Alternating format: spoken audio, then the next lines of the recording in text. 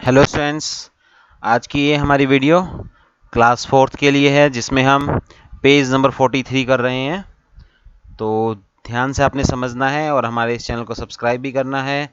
और आपको अगर वीडियो क्लास जो है हमारी पसंद आए, अच्छी लगे, आपको कोई फ़ायदा नज़र आए तो इसको लाइक भी करना है। ठीक है, तो देखिए पेज नंबर 43 पर हम क्वेश्चन नंबर 15 पर आ गए थे। लास्ट वीडियो में हमने क्वेश्चन नंबर 14 तक कर लिया था। जिन बच्चों ने यहाँ तक की वीडियो नहीं देखी है तो वो पिछले वाली वीडियोज़ को देखें, तो आपको क्वेश्चन नंबर 14 तक उस वीडियो में हो जाएगा। अब हम इस वीडियो में क्वेश्चन नंबर 15 से स्टार्ट कर रहे हैं। Read the price list given below. यहाँ पर पहले हमने एक प्राइस लिस्ट को रीड करना है, केवल रीड करना है इसको। क्या है? पेन 10 रुपये का है, ठीक है, नो प्रॉब्लम।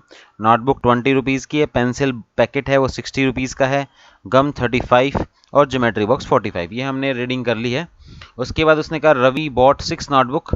अब रवि गया है, उसने 6 notebook, 4 pen, 2 pencil packet, 1 geometry box, 3 gums उसने खरीदी हैं। Prepare a bill for them.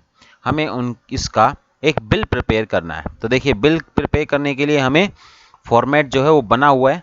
देखिए यहाँ पर सिर्फ आपको क्या करना है, जैसे सीरियल नंबर है, क्वांटिटी है, कितनी चीज़ ली, आइटम है, कॉस्ट पर यूनिट है और टोटल कॉस्ट है। देखिए क्वांटिटी लिखी हुई है, उसने 4 पेन लिए, 6 नोटबुक ली, 3 गम, 1 ज्योमेट्री बॉक्स, 2 पेंसिल पैकेट। ठीक है, ये सारा कुछ लिखा हुआ है। कॉस्ट पर यूनिट का मतलब होता है एक चीज़ की कितनी कॉस्ट है। तो फटाफट हम ऊपर देख लेते हैं दोबारा से एक बार। पेन कितने का है? 10 का। नोटबुक कितनी है? 20 की।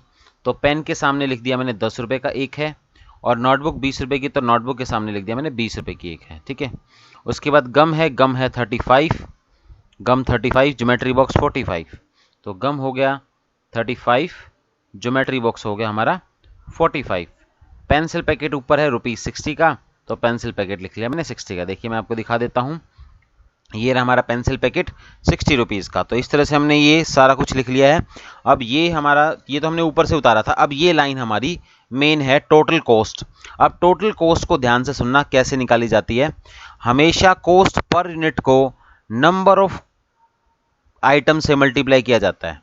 यानी कि एक पेन 10 रुपये का है और उसने 4 पेन खरीदे हैं, तो सीधा सीधा इसको मल्टीप्लाई कर लो और ये हो गया हमारा 40 रुपये। ठीक है, ईजी है। 10 रुपये का एक पेन है, 4 पेन खरीदे हैं, तो इन दोनों की मल्टीप्लाई। ऐसे ही 20 की नोटबुक है, 6 नोटबुक खरीदी हैं, तो 20 और 6 को मल्टीप्लाई, ₹120। मतलब आपने क्या करना है, सिंपल सी एक बात याद रखनी है, कॉस्ट पर यूनिट को जितनी चीज़ें ली हैं उससे मल्टीप्लाई करते जाना है। ऐसे 35 को 3 से करेंगे 105। ठीक है, उसके बाद 45 की चीज़ एक ही खरीदी है, तो 45 बन जा 45। ठीक है, केवल 45 आ जाएगा। लास्ट में है 60 की 2 खरीदी हैं, 60 वाली पेंसिल पैकेट, तो यहाँ पर आ जाएगा हमारा 120। ठीक है, तो ये हमने यहाँ से लिख लिया है। कॉस्ट एक बार दोबारा चेक कर लेते हैं, कोई गड़बड़ नहीं है। यस, बिल्कुल सही है। अब उसने बोला है ग्रैंड टोटल, ग्रैंड टोटल कर दीजिए। तो ग्रैंड टोटल में क्या होगा, इन सब का प्लस हो जाएगा। ठीक है, तो ये देखिए 0 0 5 5 5, 2 बार 5 है, 5 5 10, 10 की 0, कैरी 1 चली जाएगी। 4 और 1 5, 5 और 2 7, 7 और 4 11, 11 और 2 13, 13 का 3, कैरी 1, तो 1 2 3 4, तो ये हो गया हमारा 430 रुपीज़। ठीक है भाई, ये हमारा क्वेश्चन हो गया है 15। अब इसी तरह से हमने क्वेश्चन नंबर 16 करना है। अब हमें ये फॉर्मेट बना के दे रखा है, लेकिन यहाँ पर पूरा ब्लैंक है। अब हमें ये सारी चीज़ें हमें लिखनी है। चीज़ें गिन लो पहले कितनी है, 1 2 3 4 चीज़ें हैं। तो यहाँ पे सीरियल नंबर डाल लेंगे 1 2 3 4। नेम ऑफ आइटम, जो जो चीज़ें उसने खरीदी है देखो वो देखते जाओ। 3 किलो शुगर, 3 किलो को बाद में लिखेंगे, पहले शुगर, पहले केवल आइटम का नाम शुगर। आइटम का रेट, शुगर का रेट देख लो 65 रुपीज़। ठीक है, तो शुगर का रेट लिख दिया हमने 65 रुपीज़। उसके बाद दूसरा आइटम सॉल्ट। ठीक है, सॉल्ट यहाँ आ गया, सॉल्ट आइटम का नाम। रेट, रेट क्या है सॉल्ट का, सॉल्ट का रेट है 22 रुपीज़, तो यहाँ आ गया हमारा 22 रुपीज़। ठीक है, नेक्स्ट चीज़ क्या है, सॉल्ट के बाद उसने लिया है घी। ठीक है, हमने लिख लिया घी। रेट क्या है, घी का रेट है 430.50 रुपीज़, 430.50। यहाँ पर पैसे भी है इस बार, इसके अंदर बस इतना ही फ़र्क है, यहाँ पैसे भी है 430 के साथ पॉइंट में 50 का मतलब 430 रुपये 50 पैसे। अब घी के बाद अगली चीज़ है राइस, तो यहाँ लिख लिया मैंने राइस। ठीक है, राइस का रेट देख लीजिए, राइस का रेट है 85.75, 85.75। तो यहाँ पे आ जाएगा हमारा ₹85.75। अब क्वांटिटी, क्वांटिटी का मतलब कितनी चीज़ कितनी खरीदी है, कोई चीज़ कितनी खरीदी है। शुगर कितना है 3 किलो, तो यहाँ लिखा हमने 3 किलो, ठीक है। सॉल्ट कितना है 2 किलो, सॉल्ट के सामने 2 किलो। घी कितना है, घी भी 2 किलो, तो 2 किलो। उसके बाद राइस कितना है, राइस है 4 किलो, तो यहाँ पे लिख लिया हमने 4 किलो, ठीक है। तो ये जितना जो जो आइटम था मैंने लिख लिया। अब हमें बताना टोटल। तो पिछले क्वेश्चन में मैंने आपको बताया था कि जो उसका रेट होता है पर कॉस्ट यूनिट, पर कॉस्ट पर यूनिट जो होती है उसको हमेशा क्वांटिटी से मल्टीप्लाई किया जाता है, कितनी चीज़ें उसने खरीदी हैं। अगर चीनी का रेट 65 रुपीज़ पर किलो है और उसने 3 किलो खरीदी है, तो इन दोनों को मल्टीप्लाई कर देंगे, ठीक है। तो ये आ गया 63 ज़ा 180 और 53 ज़ा 1, ये आ जाएगा हमारा। मल्टीप्लाई करेंगे इन दोनों को तो 195, ठीक है। आप ये साइड में मल्टीप्लाई कर सकते हैं, कहीं पर भी आपको पता चल जाएगा, ठीक है। अब 22 को 2 से करोगे, ये भी मैं लिख लेता हूँ 42 रुपीज़, ठीक है। उसके बाद 430.50 को, ये देखिए ये मल्टीप्लाई मैं आपको सिखा देता हूँ एक बार। 430.50 को हमने 2 से मल्टीप्लाई करना है। तो इसका एक रूल होता है कि आप हमेशा मल्टीप्लाई करते वक्त पॉइंट को भूल जाइए, पॉइंट है ही नहीं है, ठीक है। सिंपल मल्टीप्लिकेशन कीजिए, 2 0 0, 2 5 ज़ा 10, 10 की 0 कैरी 1, 2 0 ज़ा 0, 0 की प्लस 1 1, 2 3 ज़ा 6, 2 4 ज़ा 8, ठीक है।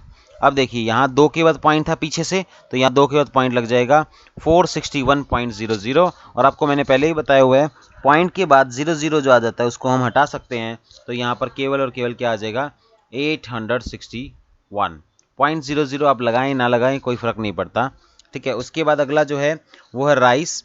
85.75 के हिसाब से 4 किलो खरीदे हैं, तो 4 से मल्टीप्लाई करते हैं। मैंने बताया था पॉइंट को भूल जाइए, सिंपल मल्टीप्लिकेशन। 4 5 ज़ा 20, 20 की 0 कैरी 2, 4 7 ज़ा 28, 28 और 2 30, 30 की 0 और कैरी 3 लग जाएगी। फिर 4 5 ज़ा 20, 20 और 3 23 का 3 कैरी 2 लग गई। 4 8 ज़ा 32, 32 और 2 34। अब 2 के बाद पॉइंट है, यहाँ पॉइंट लगा दिया हमने। पॉइंट के बाद सारी 0 अगर हों तो वो हट सकती हैं, तो यहाँ पर मैं लिख दूंगा 343। अब उसने बोला है ग्रैंड टोटल, इन सब का प्लस कर दीजिए। 4 ही चीज़ें थी, तो 5 और 2 7, 7 और 1 8, 8 और 3 11, 11 का 1 कैरी 1 चली गई। 9 और 1 10, 10 और 4 14, 14 और 6 20, 20 और 4 24, 24 का 4 कैरी 2, 2 और 1 3, 3 3 6, 6 और 8 14। तो ये आ गया 1441 रुपीज़, 1441, 1441। ये हमारा जो है इसका आंसर आ गया है क्वेश्चन नंबर 16 का, ठीक है। अब इसमें एक क्वेश्चन और उसने पूछा है इसी के अंदर, 16 के अंदर। इफ़ राकेश गेव 2000 नोट, चीज़ तो इतने की खरीदी है, बिल इतने का बना है, और राकेश ने क्या किया 2000 रुपये वापस का नोट दिया है उसको, तो उसे बताना है कि उसे कितने रुपए वापस मिलेंगे, कितने रुपए वापस मिलेंगे, हमें ये चीज़ बतानी है, ठीक है। तो यहाँ पर मैं लिखूंगा, देखिए राकेश ने कितने रुपए दिए, 2000 रुपये दिए, ठीक है।